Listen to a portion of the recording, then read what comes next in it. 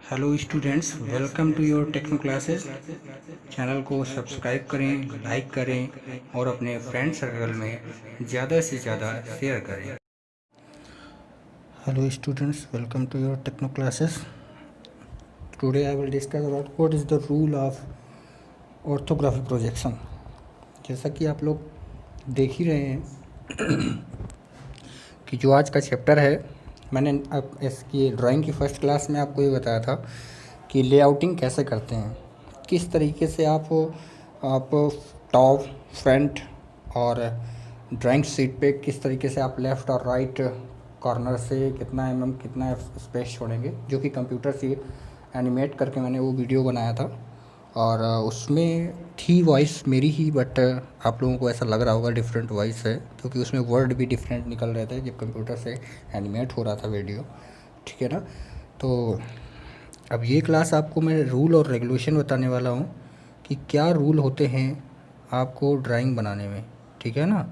तो आप जैसा कि आप देख ही रहे हैं कि जो आज का ड्राइंग का क्लास है उसमें आपको यही बताने वाला हूँ। जैसे ये लिखा हुआ है कि ऑर्थोग्राफी प्रोजेक्शन यदि स्टेशन पॉइंट को देखते हुए ऑब्जेक्ट में अनंत दूरी पर स्थित हो और ऑब्जेक्ट विभिन्न कोणों यानी एज से इस प्रकार प्रोजेक्शन लाइन प्रोजेक्शन प्लान पर गिराई जाए, यह प्रोजेक्शन लाइन आपस में समांतर पर प्रोजेक्शन प्लान पर लंबवत हों, तो इस प्रकार प्रोजेक्शन प्लान उस पर ऑब्जेक्ट का जो प्रोजेक्शन दिखाई देता है या बनता है उसे हम क्या कहते हैं, ऑर्थोग्राफी प्रोजेक्शन, या क्या कहते हैं हम, पैरेलल प्रोजेक्शन। आपको पहले ये जानना जरूरी होता है कि ऑर्थोग्राफी प्रोजेक्शन है क्या, what is the definition of orthography projection, what is the mean of orthography projection. ठीक है। इस प्रोजेक्शन की शेप और साइज़, जैसा कि आप यहाँ देख रहे हैं, इस प्रोजेक्शन की शेप और साइज़ ठीक उसी प्रकार होती है जिस प्रकार की शेप और साइज़ प्रोजेक्शन प्लान के सामने स्थित किए गए हों। ठीक है ना। तो जैसा कि आप इसमें देख रहे हैं, ये सारी डेफिनेशन आप अपनी हैंडबुक पर नोट डाउन कर लीजिएगा। फिर लिखा हुआ है ये लिखा हुआ है, देखिए इधर आप देखिए, आप इस प्रकार ऑर्थोग्राफी प्रोजेक्शन प्राप्त होता है करने के लिए। और इसके बाद आप देखेंगे किसी प्रोजेक्शन प्लान के पैरेलल स्थित किया जाता है, जिससे प्रोजेक्शन प्लान पर पड़ने वाली ऑब्जेक्ट्स प्रोजेक्शन लाइन आपस में समांतर, पैरेलल और लंबवत होती है। ठीक है ना, आपस में लंबवत होती है। इस बात का आप लोग विशेष कर ध्यान दीजिएगा। अब देखते हैं हम कि ये देखिए लंबवत होती है। इसके बाद आप देखिए ठीक उसी प्रकार शेप और साइज प्रोजेक्शन के समान स्थित किए गए ऑब्जेक्ट की सतह सरफेस की होती है। ठीक है ना। इस प्रकार ऑर्थोग्राफी प्रोजेक्शन को प्राप्त करने के लिए ऑब्जेक्ट को इसके एक फेस के साथ किसी पैरेलल स्थित किया जाता है। इस बात का आप देखिए, अभी मैं आपको बताऊंगा कि वर्टिकल लाइन और हॉरिजॉन्टल लाइन क्या होती है। कैसे आप लोग उस दिन देख रहे थे जब मैंने फर्स्ट क्लास में बताया था कि आपको वर्टिकल लाइन और हॉरिजॉन्टल लाइन से जो आपने डायमेंशनिंग कर रखी थी, जो आपने लेआउटिंग कर रखा था, तो उस लेआउटिंग से टच करके ही आपको व्यूज़ बनाते थे। फर्स्ट व्यू है ना, फर्स्ट एंगल, सेकंड एंगल पे ऐसे प्रोजेक्शन बनाने थे आपको। तो हमारा साइड व्यू कहाँ होगा, फ्रंट व्यू कहाँ होगा, टॉप व्यू, ये तो आपको मैंने पहले ही बता दिया हुआ था। ठीक है ना। तो इस बात का आप लोग विशेष कर ध्यान दीजिएगा कि ये दिखा जैसे length and width and height और हाइट एंड लेंथ, अगर व्यू में हमें लेंथ और व्यू हाइट प्राप्त होते हैं तो उसे एलिवेशन व्यू कहते हैं। ये उस बात का ध्यान रखिए, एलिवेशन व्यू कहते हैं अगर हमें ये प्राप्त होता। अगर व्यू देखने में विड्थ और लेंथ प्राप्त हो उसे प्लान या टॉप व्यू कहते हैं। समझ गए ना, टॉप व्यू किसको कहते हैं और हम एलिवेशन किसको कहते हैं। इस प्रकार ऑर्थोग्राफी व्यू को बनाने के लिए यूज़ में निम्नलिखित आपको ये करनी पड़े। देखिए सबसे पहला पॉइंट क्या है, प्लान ऑफ प्रोजेक्शन क्या है, ये आपको बहुत समझना ज़रूरी है। तो वह मैंने सारा कंप्यूटर के थ्रू आपको टाइप करके दिखा रहा हूँ, और सारा एक तरह से मैं इसको बोर्ड में लिख कर भी पढ़ा सकता, लेकिन आपको ये फ्रंट ऑफ की व्यू है, ठीक है, आप इसको फेस टू फेस देख रहे हैं, वैसे मैं आपको क्लियरली कर रहा हूँ, पढ़ा रहा हूँ, तो इससे ज़्यादा इफेक्ट पड़ेगा, ठीक है। तो ये लिखा हुआ है, वह प्लान जिस पर ऑब्जेक्ट के प्रोजेक्शन लिए जाते हैं उसे हम क्या कहते हैं, प्लेन प्लान प्रोजेक्शन या पिक्चर प्लान, ठीक है ना। अब देखिए वर्ड हॉरिजेंटल प्लान, तो हॉरिजेंटल प्लान यानी कि हम इसको एचपी लिख देते हैं शॉर्ट भाषा में। हॉरिजेंटल प्लान क्या होता है, हॉरिजेंटल प्लान, तो हॉरिजेंटल प्लान क्या होता है ये आप लोग देख लीजिए। हॉरिजेंटल प्लान होता है ये हॉरिजेंटल प्लान, इसको हम शॉर्ट भाषा में एचपी बोलते हैं। तो ग्राउंड लाइन के समांतर, ग्राउंड मीन पृथ्वी यानी ज़मीन, सतह, तो ग्राउंड लाइन के समांतर जो पिक्चर प्लान होता है उसे हम क्या कहते हैं, हॉरिजेंटल लाइन। ये बहुत ही अच्छी मैंने डेफिनेशन लिख के आप लोगों को बताई है, ताकि आप लोगों को एकदम एग्जैक्ट समझ में आ जाए। ग्राउंड लाइन के समांतर यानी कि ऐसे, ये इस तरीके से ग्राउंड लाइन के समांतर जो पिक्चर प्रदर्शित की जाती है उसको हम क्या करते हैं, हॉरिजेंटल। अब वर्टिकल पे आ जाते हैं, तो वर्टिकल लाइन क्या होती है इसको भी समझ लीजिए आप। देखिए वर्टिकल लाइन जो होती है हमारी, vertical plan VP, vertical plan क्या होता है, ग्राउंड लाइन के लंबवत, लंबवत यानी तो ऐसे, यही तो लंबवत होता है। तो ग्राउंड लाइन के लंबवत परपेंडिकुलर जो पिक्चर प्लान होगा उसे हम क्या कहते हैं, वर्टिकल लाइन। इस तरीके से वर्टिकल लाइन कहते हैं। तो आपको हॉरिजॉन्टल और वर्टिकल ये तो समझ में आ ही गया होगा, है ना। तो नॉर्मल सी बात है, इसमें तो किसी भी स्टूडेंट्स को कोई प्रॉब्लम नहीं होगी। और अगर किसी भी स्टूडेंट को कोई प्रॉब्लम होती भी है ना, तो आप लोग कमेंट करिएगा, कमेंट बॉक्स में जाके कमेंट करिएगा, ठीक है। अब हम आपको बताएंगे कि वर्टिकल प्लान क्या होता है। देखिए ये है ना वर्टिकल प्लान वीपी, तो ये मैंने आपको बता ही दिया था, ग्राउंड लाइन के समांतर जो होता है ये वर्टिकल प्लान। अब प्रोफाइल प्लान क्या होता है, तो वर्टिकल प्लान के बाद आपने देखा, अब हम आपको बताएंगे प्रोफाइल प्लान। तो प्रोफाइल प्लान क्या होता है, तो देखिए आप लोग, profile plan, next point, profile plan, कोई भी दूसरा पिक्चर प्लान हॉरिजॉन्टल प्लान व वर्टिकल प्लान पर परपेंडिकुलर हो उसे क्या हम कहते हैं, प्रोफाइल प्लान कहते हैं। इसे साइड प्लान भी कहते हैं। वर्टिकल प्लान पर ऑब्जेक्ट का प्रोजेक्शन व्यू बनता है उसे हम क्या कहते हैं, एलिवेशन या फ्रंट व्यू कहते हैं। समझ गए ना। तो फ्रंट व्यू आ गया ना, क्या कहते हैं हम, फ्रंट व्यू। अब देखिए ये कहते हैं ना front view. Horizontal plan object projection से जो व्यू बनता है उसे हम क्या कहते हैं, टॉप व्यू। समझ गए ना, बिल्कुल अच्छे से समझिएगा, बिल्कुल एग्जैक्ट होके समझिएगा। अब हम बताएंगे कि नेक्स्ट पॉइंट आपका, देखिए नेक्स्ट पॉइंट आपका ये रहा, ठीक है। तो अब आप इसमें देखिएगा कि वर्टिकल प्लान पर ऑब्जेक्ट प्लान के प्रोजेक्शन में जो व्यू बनता है उसे हम क्या कहते हैं, प्रोफाइल या साइड व्यू कहते हैं।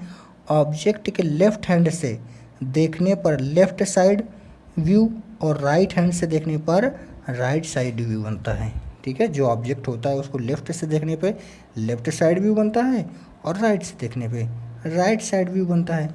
ये आप लोग समझ गए। अब हम आ जाते हैं कुछ रूल और रेगुलेशन की बात करते हैं। ऐसा नहीं है कि ड्राइंग बस बना लिया कहीं से भी उठा के बस चालू हो गए, ऐसा नहीं होता है। General rule of the orthography projection, कुछ नियम होते हैं ऑर्थोग्राफी प्रोजेक्शन बनाने के लिए।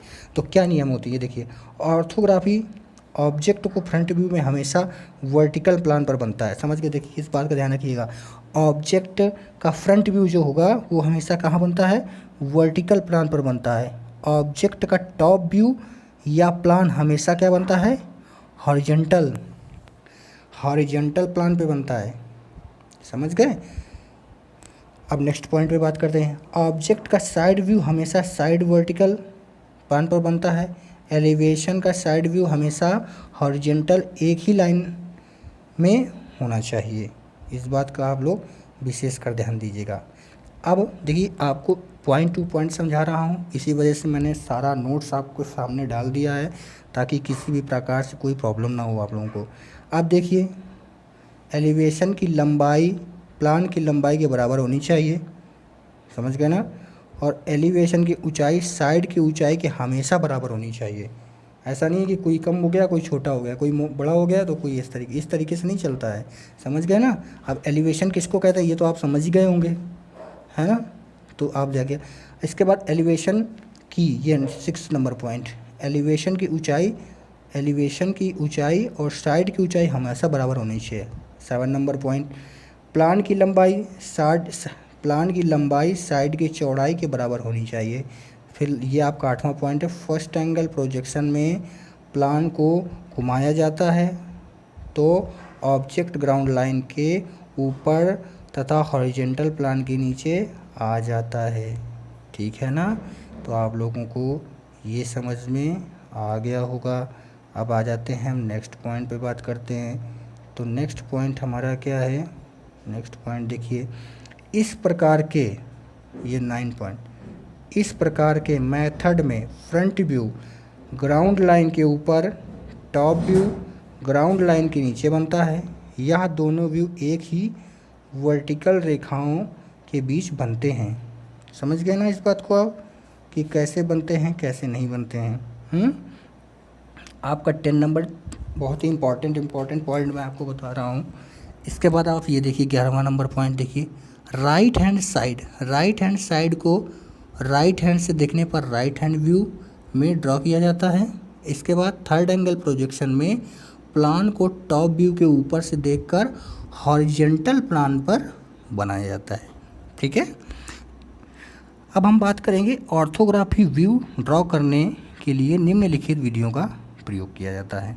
कौन कौन सी ऐसी विधियां हैं जिनका हम ऑर्थोग्राफी व्यू बनाने में हम प्रयोग करते हैं। ज़्यादा नहीं है, बहुत ही कम ही रूल हैं इसमें, बट हैं जो भी रूल है वो बहुत ही इंपॉर्टेंट है एग्ज़ाम से रिलेटेड। देखिए ट्रेड हमारी चाहे फिटर हो और चाहे इलेक्ट्रीशियन हो, ठीक है। फर्स्ट जब एग्ज़ाम आप देंगे यानी फर्स्ट ईयर का एग्ज़ाम, ठीक है, फर्स्ट ईयर का जब आप एग्ज़ाम देंगे तो आपको हैंड फ्री टूल्स बनाने के लिए आएंगे। इसके बाद 30 मार्क्स का आपका प्रोजेक्शन आता है, ठीक है, जो आपको बनाना होता है। तो इसमें फर्स्ट पॉइंट देखिए, ये किसी भी दिए हुए पिक्चर व्यू को ओवरऑल डायमेंशन पढ़नी चाहिए और व्यू की ड्राइंग शीट पर बनाने के लिए सही स्केल को सिलेक्ट करना चाहिए, ठीक है। पॉइंट नंबर आपका 2 क्या है कि किसी भी ऑब्जेक्ट की ड्राइंग बनाने से पहले उसके आकार साइज को अच्छी तरीके से समझ लेना चाहिए। ऐसा नहीं कि बस बनाना चालू कर दिया, ये नहीं चलेगा, क्योंकि ड्राइंग में बहुत ही इंपॉर्टेंट चीज़ होती है डायमेंशनिंग, यानी कि आपकी लाइन और लेंथ बहुत ही इंपॉर्टेंट होती है। थर्ड नंबर पॉइंट हम देखते हैं, किसी भी ऑब्जेक्शन के अलग अलग व्यू ड्रॉ करने से पहले उसके बीच के स्पेस के बारे में पूरा ज्ञान होना चाहिए कि कितनी जगह कहाँ पर स्पेस दिया, पूरी नॉलेज होनी चाहिए, ठीक है। इन बातों का विशेष कर आप ध्यान देंगे, वरना आपका ड्राइंग मिस्टेक कर बैठेंगे आप लोग। अब देखिए 4th नंबर पॉइंट है, व्यू को पूरा करने के पश्चात अनावश्यक रेखाओं को हटा देना चाहिए। जैसे कि आप लोग जिस तरीके से यहाँ ये देखिए, ये आपकी कौन सी लाइन हो गई, ये वर्टिकल लाइन हो गई ना, और ये आपकी कौन सी हो गई, ये आपकी हॉरिजॉन्टल लाइन हो गई। अब आप समझ गए होंगे, ये जो है आपकी हॉरिजॉन्टल हो गई और ये आपकी वर्टिकल लाइन हो गई, समझ गए। इसके बाद जब आप लेआउटिंग करते हैं तो यहाँ पर कुछ स्पेस देके, जैसे मैंने फर्स्ट क्लास वीडियो में बताया था स्पेस दे कैसे करते हैं ना, तो हमने यहाँ पर क्या व्यू को पूरा करने के पश्चात अनावश्यक रेखाओं को क्या करते हैं, हम हटा देते हैं, ठीक है। अब लास्ट पॉइंट है, व्यू में यदि होल या सिलेंडर इत्यादि ड्रॉ करना हो तो पहले सेंटर लाइन ड्रॉ करनी चाहिए। कभी कभी आता है ना हमको कि हम कहीं रेडियस दे देते हैं, तो इस तरीके से होता है ना, आप लोग जानते ही होंगे। तो इस बात का आप लोग क्या करेंगे, पहले हम क्या करेंगे, सेंटर लाइन ड्रॉ करेंगे। कौन सी लाइन ड्रॉ करेंगे, सेंटर लाइन, समझ गए ना, सेंटर लाइन ड्रॉ करेंगे। तो ये आज की जो क्लास थी बहुत ही इम्पॉर्टेंट क्लास थी कि हम लोग जब ड्राइंग बनाते हैं, ड्राइंग का पेपर आता है, सॉल्व करके चले आते हैं, बनाकर चले आते हैं। इसके बाद जब देखते हैं कि मार्क्स हमारे कम आ गए, रीज़न क्या था, हमने तो व्यू तो अच्छा बनाया था, बस बढ़िया बनाया था, लेकिन ना ये जो मैंने आज आपको पूरा नोट्स बताया है, जो मैंने आपको आज का तरीका बताया है, इस तरीके से आप लोगों को सारी ड्राइंग आपको बनानी है। ये देख लीजिए, आपको जो ये तरीका मैंने बताया है, ये सारे तरीक़ों को आपको अच्छे से पढ़ना है, पॉइंट टू पॉइंट। किसी वैसे मैंने बहुत ही अच्छी तरीके से बताया आपको, ये सारे, इसीलिए मैंने पूरा नोट्स आपको दिया हुआ है, ठीक है ना। आप लोग अच्छे से पढ़िएगा, चाहे वो फिटर ट्रेड का स्टूडेंट हो, चाहे वो इलेक्ट्रीशियन ट्रेड का स्टूडेंट हो, इस बातों का विशेष कर ध्यान दीजिएगा। और मेरी जब नेक्स्ट क्लास यानी ड्राइंग की जो 3rd क्लास होगी, उसमें मैं आपको ऑर्थोग्राफिक प्रोजेक्शन बना कर दिखाऊँगा।